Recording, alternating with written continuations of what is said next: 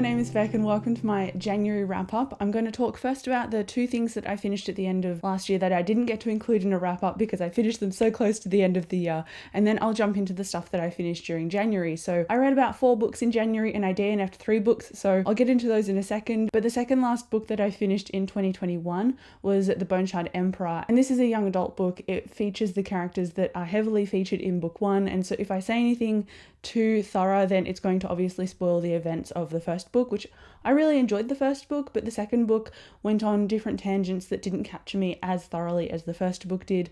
And while there were characters that I liked, I just didn't really care too much about their story, and there was a romance introduced between 2 of the characters, and while I guess it could work, it just wasn't what I was interested in. So I gave it like a 3 stars or 3.5 stars. I enjoyed it. I gave the first book a 4 stars. I just wish it was a little bit better. But when I do pick up a YA, I am conscious that there could be some like risk of a romance story coming to the forefront of the book rather than necessarily featuring the magic and the world building and the politics. So that did happen, and those other things in the story were fairly well balanced, but honestly, it just wasn't what I was interested in, and I'm trying to make it a point this year to DNF stuff that is not holding my interest, otherwise it will stagnate my reading. So I'm really starting to do that, hence why I DNF'd 3 books. The other book that I finished at the end of last year, and I think it was my lucky last book for 2021, was Middle Game by Seanan McGuire.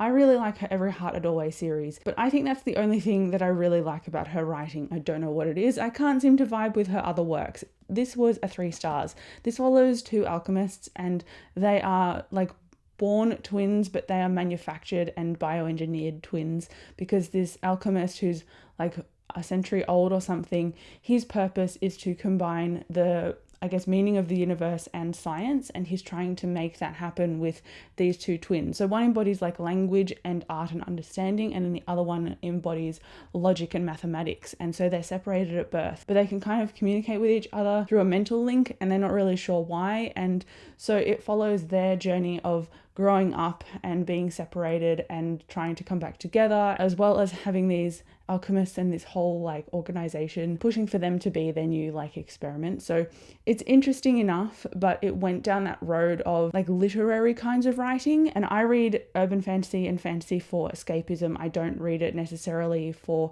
questions about the universe and to not necessarily understand what the writing means, because it's being deliberately obtuse, so it conveys a bunch of meanings at the same time. Like, this writing is really not for me, and I think that's the reason I only gave this a 3 stars. I did like the characters and I liked their interactions, and only just now their names Roger and Dodger have come back to me, so I've really put this book in the back of my mind, and I'm glad I read it so that I know what my thoughts are about this. But at the same time, I don't think I'll read much more of Seanan McGuire's work. I think she's written another series that's like a magical fantasy one that's like 15 books long or something. Maybe I'll give that a try, given that it's like fantasy focused, but at the moment I'm just sticking with her Every Heart a Doorway books, and that is one of the first books that I read in January. So now I'm just going to talk about those January books instead. The first one that I finished in January is the novella by Seanan McGuire, Where the Drowned Girls Go. And I said, I think in my TBR video or one of my early videos in 2022, that I was like, this is going to have a lot of my expectations on it, because if I don't enjoy this book and I don't give it more than a 3 stars, I'm going to DNF the series. And luckily enough, I gave this a 4 stars and really enjoyed it. This follows a girl who is a side character based on some of the previous books, and it does have throwbacks to the previous books. So with In an Absent Dream, you could kind of pick that book up without having to read the others, but with this book, it's definitely a sequel, so you've got to read all of the others first. So that is your warning if you're wanting to start the series. It really has a lot of throwbacks, but this book felt like a pivot point compared to the others. The others felt like a series continuation, and this felt like a branching off of that in a way that I really enjoyed. And it had characters in it that, yes, we'd seen them before, but the main character in this book, she went to like a mermaid door and then came back, but she had a lot of trauma. So she was trying to escape that trauma, and because of that, she goes to the Whitethorn Institute, and the Whitethorn Institute has kids who go through doorways and then want to forget everything. Whereas in the other books, that school is, we want to encourage your identity and we want to embrace you rather than shut down what happened to you and ignore it and not acknowledge that it happened. So it has a really interesting dichotomy there, and I like how it had potential to go a little bit darker. I like that there were characters that we'd seen before, and I like the way that the narrative continued. It made it seem like it was not open-ended, but there was more to do with this kind of world building. And so I like that it furthered my interest in the series rather than just doing similar things than what it's done before. So I'm very much eager to continue now, whereas before I had a bit of trepidation going into the series, but I really liked this book. And then I tried listening to the audiobook for The 100,000 Kingdoms, and I got very early into this, maybe an hour or so, and I unfortunately DNF'd this because I was not connecting with the storytelling. The way that it opened was with a girl, and she, I believe, is to inherit this royal crown or this royal throne, and she's going to be put through the ringer and tested thoroughly and pretty much been put up to this test in order to be killed off so that someone else can take the throne. So she's trying to take back her roots and fight against all these royal politics. At the same time, there are gods and monsters in here as well that she's got to contend with, acknowledge, and contest with and survive. So I like the general setup here, but the way that the audiobook it was a great performance, but I think because of the format of this story, it went backwards and forwards and it cut to different perspectives and moments in time, and I just disconnected with it. So we had this main character that we were quite interested in, and then in the middle of an action scene, we cut back to, I don't know, a century in the past, and it was on this battlefield doing something completely irrelevant to what the main character was doing, and it probably had some connection, obviously, that's why it cut at that point, but I was like, why are we here now? I thought we were somewhere else. And so with the audiobook, that can be a bit disorienting, but with a physical book, it's a bit easier to read. So I have DNF'd this for now, but that doesn't mean I've DNF'd it forever. I do plan on going back and picking this up at some point, but not now, because I want my reading to continue. I don't want to stagnate. And so I DNF'd it, but I will pick it up again at some point in the undetermined future. And then the first actual physical book that I finished reading this year turned out to be a 5 stars, but it was also a reread, and that is The Final Empire by Brandon Sanderson. This is the first book in the Mistborn trilogy, and it follows Vin, and she is in a high adult fantasy world, but she's also become part of a rebellion. So it's like a heist set in a fantasy book. And I loved the way that the characters were introduced. I loved the way that the world building was explored. This is a really great book in terms of setting everything out, introducing you to characters, introducing you to world building, and not overwhelming you. At the same time though, this was very dark because I didn't remember the beginning and how gruesome and brutal this world was. So there is a whole class system in here, and Brandon Sanderson really plays with class and identity in this book in particular, I think in this trilogy as well, and I loved the way that he did that. But at the beginning, I just forgotten how dark it was, especially for a Brandon Sanderson book. I'm not used to him going into such iota of detail when it comes to, oh, by the way, there are the noblemen and they are above everything. There is a Lord Ruler who is ruling this like utopia, but it's actually a dystopia, and there are all of these people who are basically equivalent to slaves, and they're called the Scar, and they are used and abused and treated like absolute garbage and not people. And so that is what Kelsia and ultimately Vin, our main character, are trying to rebel against in this book, and they're trying to overthrow the Lord Ruler. And I just loved this book so much. It made me emotional. I adored my reread of it. The first time I read this, I gave it 4 stars. The second time, I obviously gave it a 5. It has so much reread value. There is so much awesome foreshadowing in here. Reading it the first time through though, I still did appreciate those bits of foreshadowing because it is information delivered to you in a different way that takes on a new meaning the second time you read it. So it was awesome. I'm so happy that I reread this. I'm really happy that I got through it too, because it's quite a long book, but the writing font is not that small, and the writing style is really palpable and easy to digest. So it's not like I had to go into a world and digest all of this flowery prose. Brandon Sanderson is very good at telling you exactly what he means to tell you, and that doesn't mean that his writing isn't descriptive or invocative of imagery.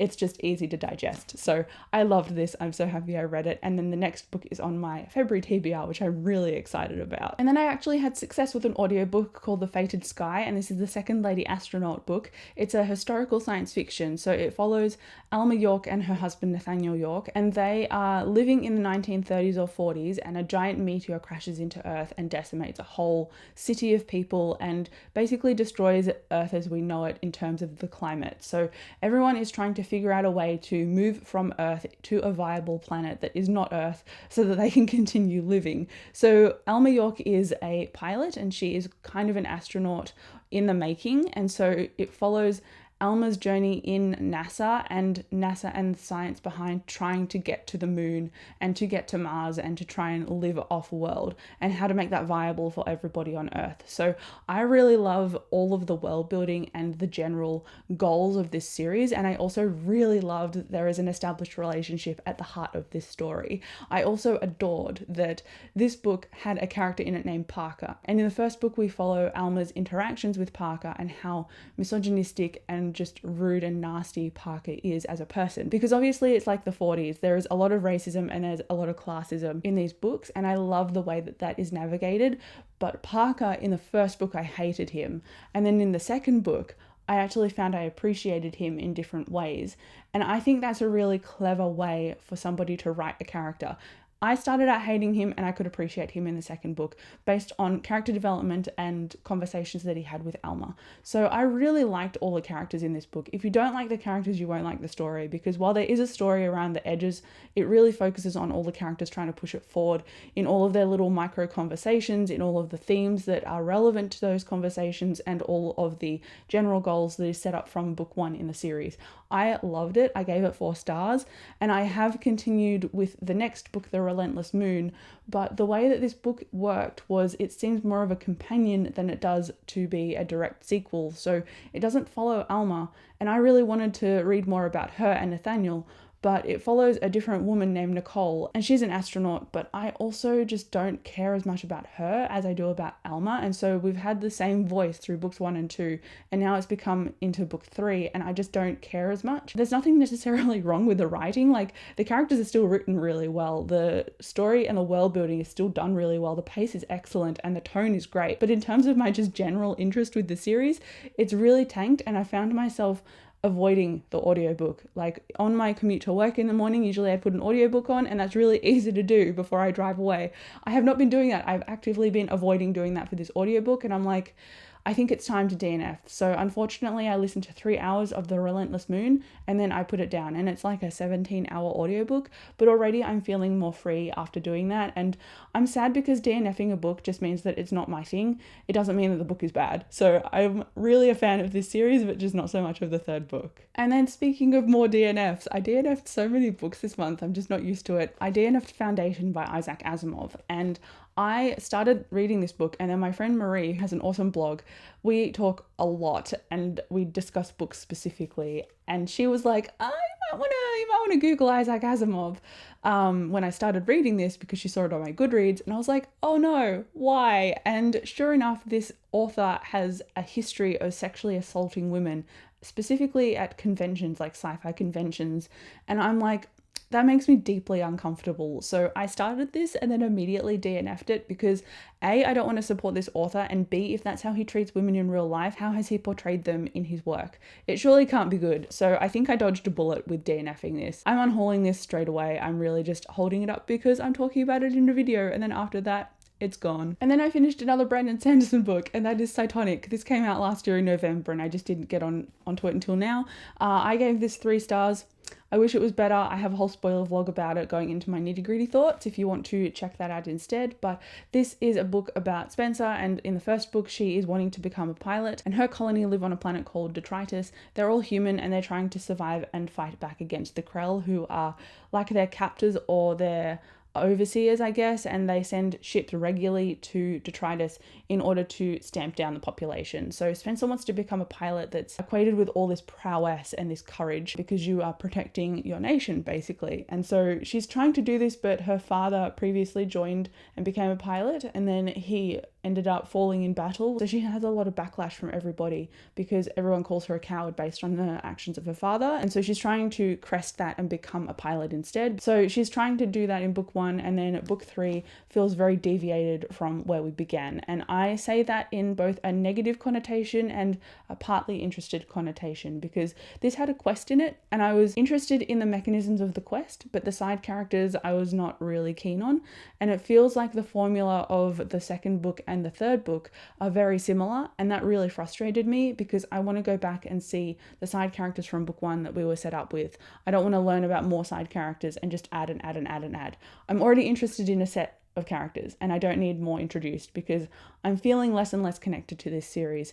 And ultimately that's what I felt in here. The characters to me felt like caricatures. It's like they were presenting to me rather than actually just being themselves. And I think that's because everything was happening one after another. And because it was so rapid, it didn't allow me to sit with the characters and have like emotional moments with them. Whereas in the first book, there was at least quieter conversations between the side characters. There was moments where Spencer was on her own and she could reflect. So this book really just deviated a lot from what is established in the past, and it makes me disappointed because I want to like this series, and I did enjoy this book. I did like it, but I didn't really love it, and while I was reading it, it felt like I had to kind of push through things a little bit, and that's not how I should feel when I read a book by my favorite author. But this series is just really gone stagnated for me, unfortunately, so it only got a 3 stars. And then I was going to talk about the Relentless Moon next, but I've already talked about that on the back of the Fated Sky, so that was my 3rd DNF. So the next thing that I'm going to talk about is the book that I'm currently reading, and I was really hoping to have it finished by today, but it's the second last day of January, so I might just end up finishing it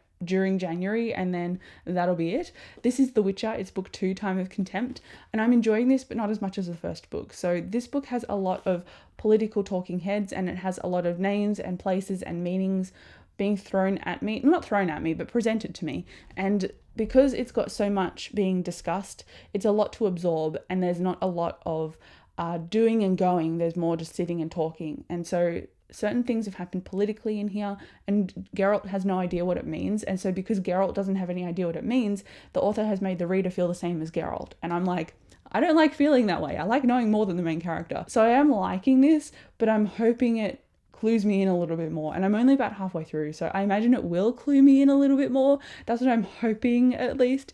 At the moment it's sitting on about a 3.5 stars, and I really want it to go up to a 4, so it might do that, who knows. But as far as the Witcher series goes, I'm liking what I'm reading, and I've just finished watching season 2 on Netflix, and I adored that, and I can see some of the things in here that were in the second season. So it's helping me marry things up in my head and place things and understand characters and figure out what everyone looks like. So that's really good. So as far as my reading is concerned for January, I'm really happy with it. I'm happy that I've embraced DNFing, but when I look back on my to be read list for January, I didn't read the second 2 Mistborn books, so The Well of Ascension and The Hero of Ages, but I've got The Well of Ascension on my February TBR, so I'm not letting down series. I'm not just starting the first book and then letting the other one go. That was one of my reading goals. I'm going to continue, don't worry. And then I've also got Saga, because I wanted to read volumes 1 to 9 of Saga, and I haven't even touched Saga. So maybe that will be on the back burner of what I want to read in February, depending on what else I pick up and how fast I get through it, because I've got a few contemporaries on that TBR because of Valentine's Day, so maybe I can get through those quickly and then pick up Saga, because it'd be nice to bolster my reading goal a little bit with some graphic novels, but we'll see how we go. So as far as my reading goes, I didn't get through those, but I got through a fair bit in January, so let me know down below what else you got through in January. I'd be really interested to know, but thank you again so much for watching, and I'll see you in my next video. Bye.